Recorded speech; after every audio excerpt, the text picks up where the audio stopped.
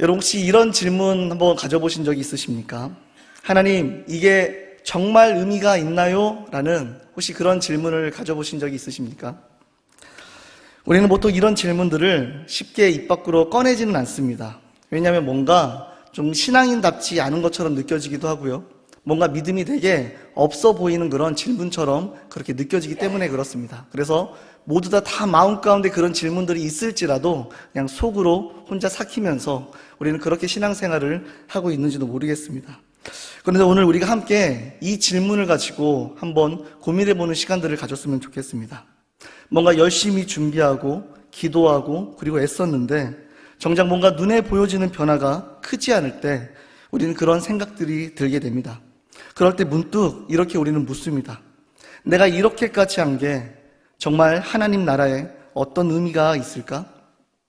여러분, 얼마 전 저희가 이웃초청주의를 준비를 하면서 정말 많은 분들이 같은 마음으로 정말 힘써 기도하시며 준비하셨습니다. 다시 한번 우리가 좀 서로를 축복할까요? 고생하셨습니다. 고생하셨습니다.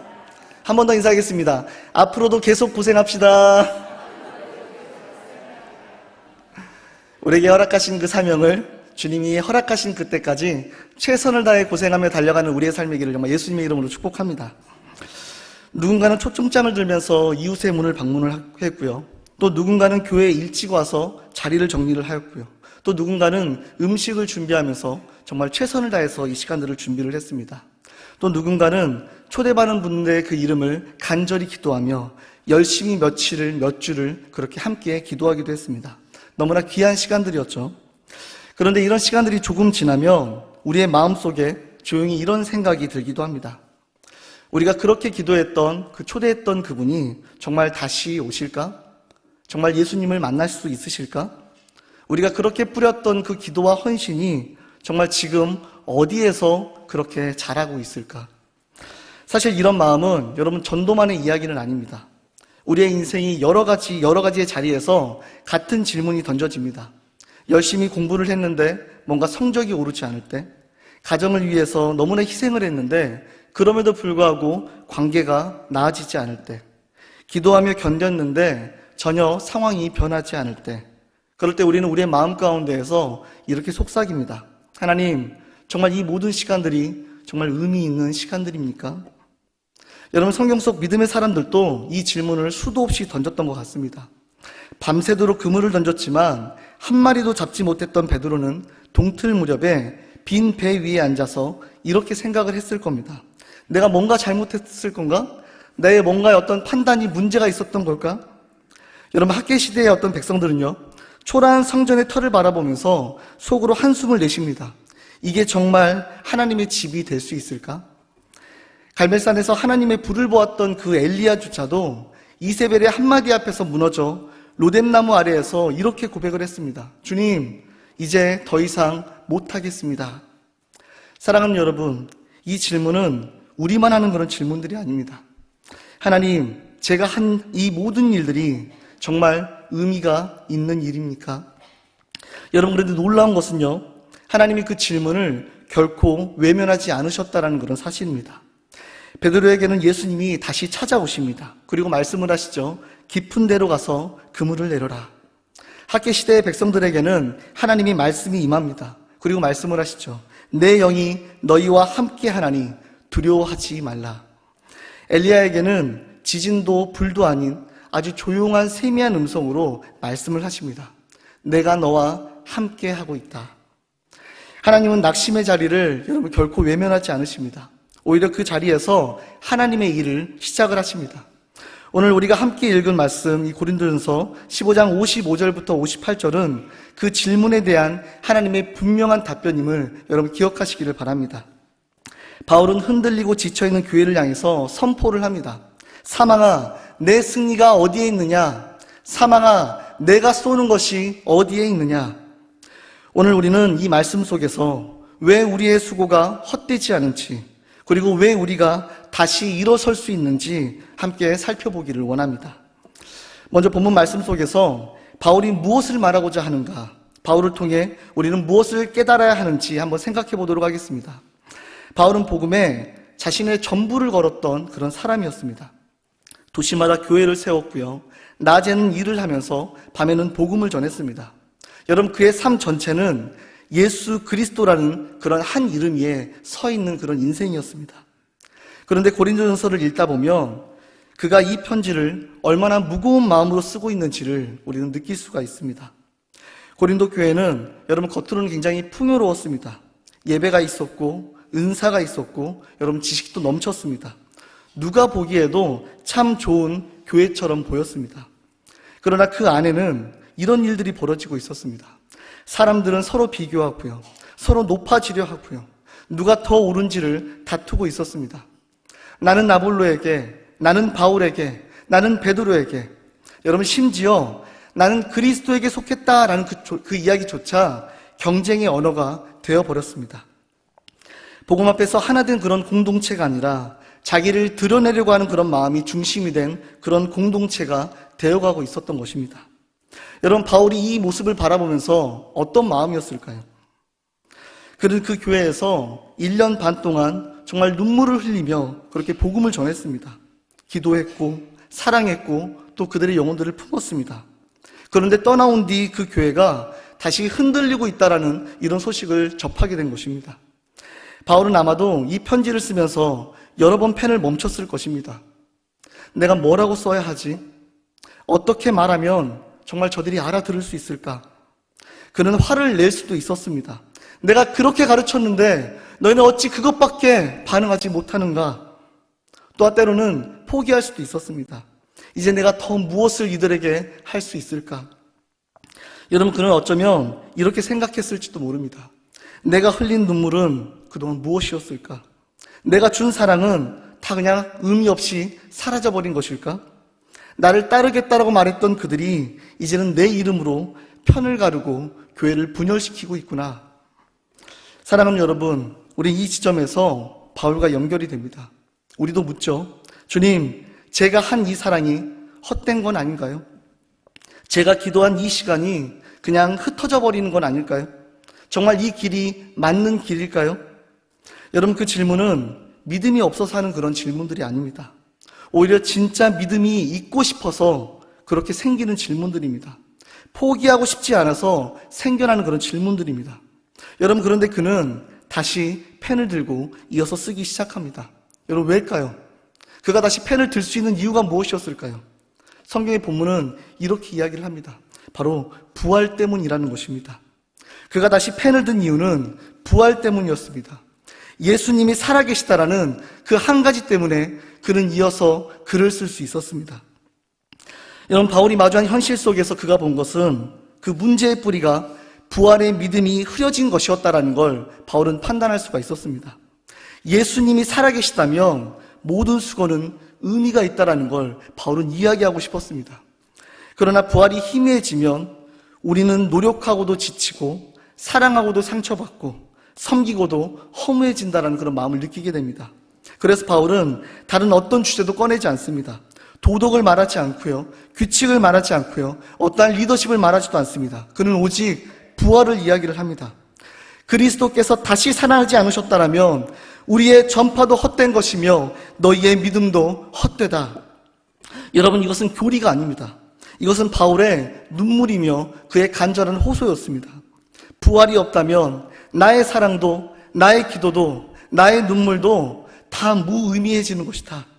그러나 예수님이 살아계신다면, 모든 사망 권세를 이기시고 그분이 정말 부활하셨다라면, 그렇다면 여러분, 이 이야기는 전혀 다른 이야기가 됩니다. 그래서 바울은 외침으로 그들에게 고백하는 것입니다. 55절 말씀을 우리가 함께 읽겠습니다. 시작. 사망아,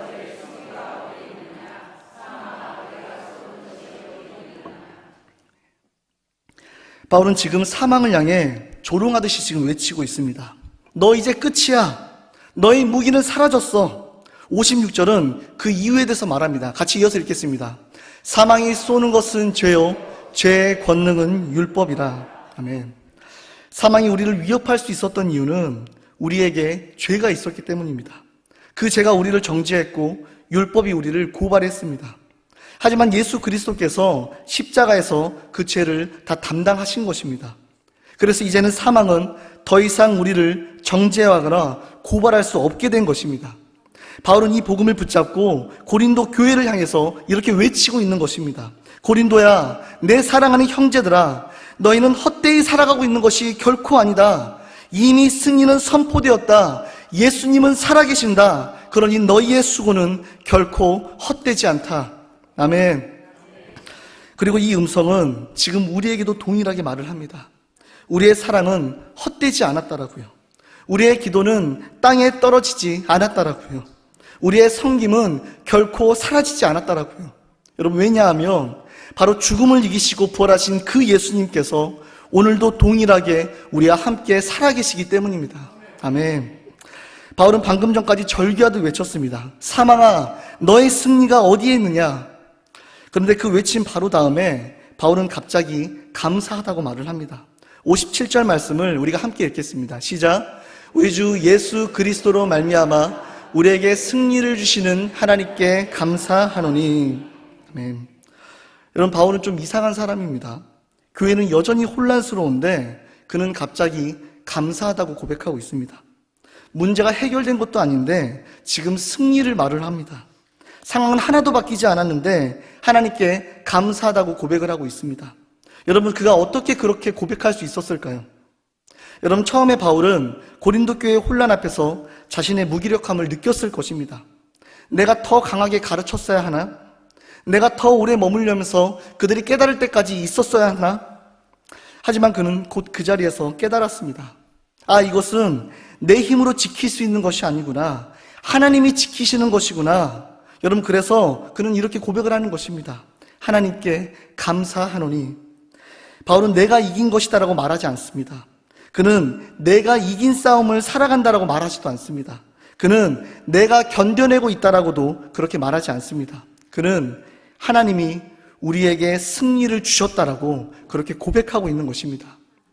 사랑하는 성도 여러분, 여러분 기억하시기를 바랍니다. 여러분, 이 싸움은 우리의 힘으로 버티는 그런 싸움이 아닙니다. 우리의 의지로 이뤄내는 그런 싸움도 아닙니다. 우리가 만들어낸 그런 승리도 아닙니다. 여러분, 오직 이것은 하나님의 은혜 안에서 이미 우리에게 주어진 승리임을 여러분 기억하시기를 바랍니다. 이미 이루어진 승리임을 여러분 반드시 기억하시기를 바랍니다. 이미 하나님께서 선포하신 승리임을 여러분 꼭 기억하시기를 바랍니다. 그리고 우리는 그 승리를 붙들고 살아가는 사람들이라는 사실을 여러분 꼭 믿으시기를 바랍니다. 바울은 자신이 걸어온 시간을 너무나 잘 알고 있었습니다. 그는 복음을 전하면서 배신을 당해 보았습니다. 오해도 받아 보았습니다. 혼자가 되어도 보았습니다. 감옥에 갇혀도 보았습니다. 그런데 그는 이렇게 말합니다. 내가 아닌 예수 그리스도. 바울은 자기 사역을 이렇게 정의를 합니다. 내가 아니라 내 안에 계신 그리스도께서 하시는 일이다. 여러분, 그래서 그는 감사할 수 있었습니다. 왜냐하면 결과를 내가 만드는 것이 아니라 하나님께서 이루시기 때문에 그렇습니다. 사랑하는 여러분, 우리가 힘들어지는 이유는 결과를 내가 만들어야 한다라고 생각하기 때문에 그렇습니다. 내가 바꿔야 한다. 내가 세워야 한다. 내가 열매를 보여야 한다. 여러분, 그래서 지칩니다. 그리고 너무나 두렵습니다. 그래서 무너지기도 합니다. 여러분, 그러나 바울은 이야기를 합니다. 승리는 이미 하나님께서 준비하셨다. 나는 그 승리에 참여하는 사람일 뿐이다. 할렐루야. 여러분, 이 고백이 회복될 때 우리의 믿음은 다시 숨을 쉴 수 있다는 걸 기억하시기를 바랍니다. 19세기 중국 내지 선교의 아버지라고 불리는 여러분 허드슨 테일러라는 분을 혹시 기억하십니까? 그는 중국에 떠났을 때 그의 마음속에 이런 단순한 믿음 하나만을 가지고 그 자리로 나아갔습니다. 복음은 반드시 생명을 일으킨다. 여러분 믿으십니까? 하지만 그가 중국 땅을 밟았을 때 그곳에서의 현실은 너무나 달랐습니다. 여러분, 7년 동안 단 한 명의 회심자도 일어나지 않았습니다. 여러분, 무려 7년 동안이었습니다. 영혼의 열매도 사역의 어떤 성과도 눈에 보여지는 변화도 전혀 찾아볼 수가 없었습니다. 여러분, 그 사이에 그의 아내 마리아가 병으로 세상을 떠났습니다. 아이들도 차례대로 다 떠났습니다. 그는 결국 혼자만 남았습니다. 그는 병들었고 지치고 재정 후원도 모두 다 끊어졌고 마치 사역은 실패한 것처럼 그렇게 보여졌습니다. 여러분, 사람들의 시선은 너무나 차갑게 그들을 바라봤습니다. 그 모든 헌신은 결국 아무것도 아니었나? 그러나 그는 밤마다 책상 앞에서 조용히 앉아 일기와 편지들 속에 많은 고백을 남겼습니다. 나는 아무것도 할 수 없습니다. 그러나 하나님은 모든 것을 하십니다. 또 이런 고백도 있었습니다. 결과는 주님의 손에 있습니다. 우리의 일은 순종하는 것입니다. 그리고 또 이런 고백, 보이지 않을 때에도 하나님은 일하십니다. 그의 믿음은 승리의 당당함이 아니라 붙들림, 그런 하나님의 그 신뢰였습니다. 나는 무너질 수 있지만 주님은 결코 무너지지 않는다. 여러분, 시간이 흘렀습니다. 그곳 가운데서 어떤 일들이 벌어졌을까요? 그가 뿌린 씨앗은 조용히 깊은 땅 속에서 자라나고 있었습니다. 그가 눈물로 걸음을 떼었던 그 거리 위에서 여러분, 중국인 복음 전도자들이 아주 벌떼처럼 일어났고요. 그들의 사역은 또 다른 생명을 일으키는 놀라운 부흥이 시작이 될 수 있었습니다. 여러분, 그의 섬김 위에 세워진 이 중국 내지 선교회는 지금도 전 세계 곳곳에서 선교의 불씨를 지키고 일으키고 있음을 여러분 기억하시기를 바랍니다. 사람들이 보지 못했던 그 시간은 여러분 결코 헛된 시간이 아니었습니다. 그건 땅 속에서 조용히 자라나고 있었던 그런 시간이었습니다. 사랑하는 여러분, 바울이 감사했었던 이유가 바로 이것입니다. 상황이 좋아서가 아니었습니다. 교회가 건강했기 때문도 아니었습니다. 오직 부활하신 주님이 지금도 살아 일하고 계시기 때문이었음을 여러분 기억하시기를 바랍니다. 그 믿음이 바울을 다시 일으켰습니다. 무너졌던 가슴이 다시 뜨거워졌습니다. 흩어지던 그런 마음에 다시 중심을 잡을 수가 있었습니다. 그는 다시 말할 수 있었습니다. 나는 혼자가 아니다. 나의 수고는 하나님이 붙드신다. 그러므로 나는 오늘도 다시 걸어갈 수 있다. 오늘 우리에게도 똑같이 말씀하십니다. 우리가 일어나야 하는 이유는 여러분 환경이 나아졌기 때문이 아닙니다. 문제가 해결되었기 때문도 아닙니다. 여러분, 오직 그 이유는요, 그분이 살아계시기 때문입니다. 그분이 오늘도 일하고 계시기 때문입니다. 그분이 오늘도 우리의 손을 놓지 않으셨기 때문임을 여러분 믿으시기를 바랍니다. 그래서 우리는 오늘도 고백할 수 있습니다. 하나님 감사합니다. 우리 한번 고백해 볼까요? 하나님 감사합니다. 여러분, 이 고백은요, 우리의 어떤 감정이 아니라, 우리의 어떤 상황이 아니라 오직 부활하신 주님 때문에 그렇게 고백할 수 있는 사실임을 여러분 믿으시기를 바랍니다. 바울은 이 편지의 마지막에 이렇게 말을 합니다. 58절 말씀을 우리가 함께 읽겠습니다. 시작. 그러므로 내 사랑하는 형제들아, 견실하며 흔들리지 말고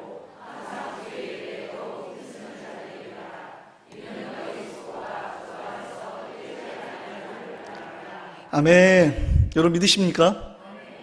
그는 지금 지식이 아니라 사랑을 말하고 있습니다. 그는 책상이 아니라 무릎 위에서 기도하는 그 자리에서 이 말을 지금 고백하고 있는 것입니다. 바울은 마지막으로 이야기를 합니다. 그러므로 내 사랑하는 형제들아. 여러분, 그는 이 마지막 문장을 정말 진심을 담아서 썼습니다. 견실하며 흔들리지 말고 항상 주의 일에 더욱 힘쓰는 자들이 되라. 여러분, 왜일까요? 우리가 왜 그렇게 나아가야만 할까요? 이는 너희의 수고가 주 안에서 헛되지 않은 줄 알미라. 아멘. 여러분, 헛되지 않기 때문입니다. 이 세 가지는 단순한 권면이 아닙니다. 무너져가는 성도들을 다시 세우는 하나님의 손길임을 여러분 기억하시기를 바랍니다. 바울은 58절에서 첫 번째로 말을 합니다. 견실하며. 여러분, 이 말은 흔들리지 않는 그런 기초 위에 서 있다라는 그런 뜻입니다. 바울은 말합니다. 너희가 지금 흔들리고 있는 것처럼 보일지라도 실제로는 무너진 것이 아니다. 왜냐하면 믿음의 기초는 우리에게 있는 것이 아니라 부활하신 주님께 있기 때문입니다. 우리가 믿음을 지키는 것이 아니라 주님이 우리를 붙들고 계신 것입니다. 그래서 때때로 가슴이 무너지고 마음이 지치고 의지가 흔들릴 수 있지만 여러분, 그것은 믿음이 사라진 것이 아니라 믿음이 다시 뿌리를 내리고 있는 그런 시간들임을 여러분 기억하시기를 바랍니다. 바로 58절에서 두 번째로 이야기를 합니다. 흔들리지 말고. 여러분, 이것은 절대 흔들리지 말라고 우리에게 명령하는 것이 아닙니다. 흔들려도 거기에서 멈추지 말라는 그런 권면의 이야기입니다. 베드로가 물 위를 걷다가 바람을 보고 흔들렸을 때 예수님은 다시 찾아오셔서 그의 손을 잡아주십니다. 그리고 바울은 그 이야기를 기억하며 말할 수 있었습니다. 흔들릴 수 있다. 그리고 울 수도 있다. 지치고 넘어질 수 있다. 하지만 거기서 멈추지 말아라. 왜냐하면 그 자리에 주님이 함께 하시기 때문이다. 아멘. 믿음은 흔들리지 않는 그런 사람들이 갖는 것이 아니라 흔들리는 사람을 붙들어 주시는 그런 하나님을 믿는다라는 것, 그 사실을 여러분 기억하시기를 바랍니다. 바울은 58절에서 세 번째로 이야기를 합니다. 항상 주의 일에 더욱 힘쓰는 자들이 되라. 여러분, 그냥 힘써라 라고 그렇게 말하지 않습니다. 더욱 힘쓰라 라고 그렇게 말했습니다. 왜 더욱이라는 말을 강조하며 붙였을까요? 넘어졌던 자리에서 다시 일어난 사람은요, 처음 걷던 사람보다 더 씩씩하게 앞으로 나아갈 수가 있습니다. 여러분, 부활을 경험한 사람은 결코 실패를 두려워하지 않습니다. 왜냐하면 끝이 아니라는 걸 그는 알고 있기 때문입니다. 부활은 우리를 다시 일으킬 그런 능력이 있으십니다. 부활은 우리를 다시 시작하게 할 수 있으십니다. 부활은 포기한 사람을 다시 걷게 하는 능력이 됨을 여러분 믿으시기를 바랍니다. 사람들은 드러난 그런 열매를 보지만 여러분, 하나님은요, 보이지 않는 그런 뿌리를 바라보십니다.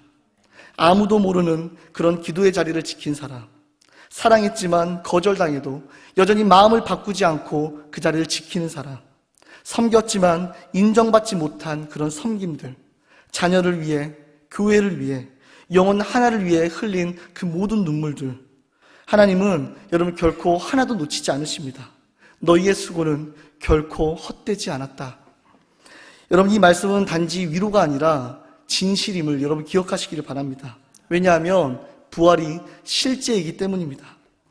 지금 당장 열매가 보이지 않으십니까? 기도가 멈춘 것처럼 그렇게 느껴지십니까?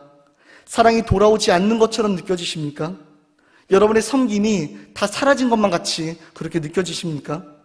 여러분, 그렇다면 이 말씀은 지금 여러분들을 위해서 기록된 말씀임을 기억하시기를 바랍니다. 흔들리지 말아라, 포기하지 말아라. 58절 마지막 구절, 그곳에서 지금 우리에게 말을 합니다. 너희의 수고가 주 안에서 헛되지 아니한 줄 알미라. 아멘. 사람은 몰라줄 수 있습니다. 그러나 하지만 하나님은 다 알고 계십니다. 그분은 지금도 일하고 계십니다. 보이지 않는 자리에서, 우리의 눈물 속에서, 우리의 한숨 속에서, 우리의 조용한 순종 속에서 그분이 살아계시기에 우리는 오늘도 다시 일어날 수 있음을 여러분 기억하시기를 바랍니다. 사랑하는 여러분, 이제 말씀을 정리하도록 하겠습니다. 오늘 우리는 바울의 그 마음속을 함께 걸어보았습니다. 그가 느꼈던 그 아픔, 그리고 그가 품었던 그 사랑, 그리고 그가 붙잡았던 그 확신을 우리도 함께 느낄 수가 있었습니다.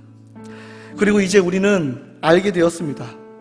우리의 수고가 왜 헛되지 않은지, 우리의 눈물이 왜 사라지지 않는지, 우리의 사랑이 왜 무너지지 않는지, 그 이유가 무엇이죠? 주님이 살아계시기 때문입니다. 주님이 여전히 일하고 계시기 때문입니다. 주님이 여전히 우리를 붙들고 계시기 때문입니다. 바울은 고린도 교회를 향해, 그리고 지금 우리를 향해 이 말씀으로 외치고 계십니다. 다시 한번 우리가 이 말씀을 함께 고백하며 나아갑시다. 55절 말씀, 사망아 내 승리가 어디에 있느냐, 사망아 내 쏘는 것이 어디에 있느냐. 죽음도 실패도 여러분 헛됨도 우리를 이길 수가 없습니다. 이어서 57절 말씀 함께 읽겠습니다. 우리 주 예수 그리스도로 말미암아 우리에게 승리를 주시는 하나님께 감사하노니. 여러분, 왜냐하면 예수 그리스도께서 이미 승리하셨기 때문입니다. 58절 말씀을 마지막으로 읽겠습니다. 그러므로 내 사랑하는 형제들아, 견실하며 흔들리지 말고 항상 주의 일에 더욱 힘쓰는 자들이 되라. 그러므로 내 사랑하는 형제들아, 그러므로 내 사랑하는 형제들아. 여러분, 포기하려고 하셨던 그런 기도가 있으십니까? 여러분, 다시 시작하시기를 바랍니다. 내려놓으려던 그런 사랑이 있으십니까? 여러분, 다시 품으시기를 바랍니다. 혹시 떠나려던 그런 자리가 있으십니까? 다시 그 자리에 서시기를 바랍니다. 여러분, 우리는 완벽해서 걷는 것이 아닙니다. 뭔가 강해서 걷는 것도 아닙니다. 우리가 걸을 수 있는 그 이유는요, 주님이 우리를 붙드시기 때문임을 여러분 기억하시기를 바랍니다. 바울은 고린도 교회를 향해, 그리고 지금 우리를 향해 이렇게 외치고 있습니다. 사망아 너의 승리는 어디 있느냐, 사망아 내가 쏘는 것이 어디 있느냐. 죽음도 실패도 헛됨도 여러분 우리를 이길 수가 없습니다. 왜냐하면 예수 그리스도께서 이미 승리하셨기 때문입니다. 우리 주 예수 그리스도로 말미암아 우리에게 승리를 주시는 하나님께 감사하노니. 그러므로 사랑하는 형제 여러분, 견고히 서십시오. 흔들리지 마십시오. 항상 주의 일에 더욱 힘쓰는 자들이 되십시오. 왜냐하면 주 안에서 우리의 수고는 결코 헛되지 않기 때문입니다. 이제 그 부활의 주님께서 우리의 무너진 마음을 다시 세우실 것입니다. 주님의 손이 우리의 걸음을 붙드실 것입니다. 우리의 수고가 헛되지 않게 하실 것입니다. 이 부활의 놀라운 진리 앞에 믿음으로 반응하며 그렇게 담대히 걸어가기를 결단하는 그런 믿음의 자녀들에게 넘치는 은혜와 축복이 함께 하시길 다시 한번 예수님의 이름으로 축복합니다.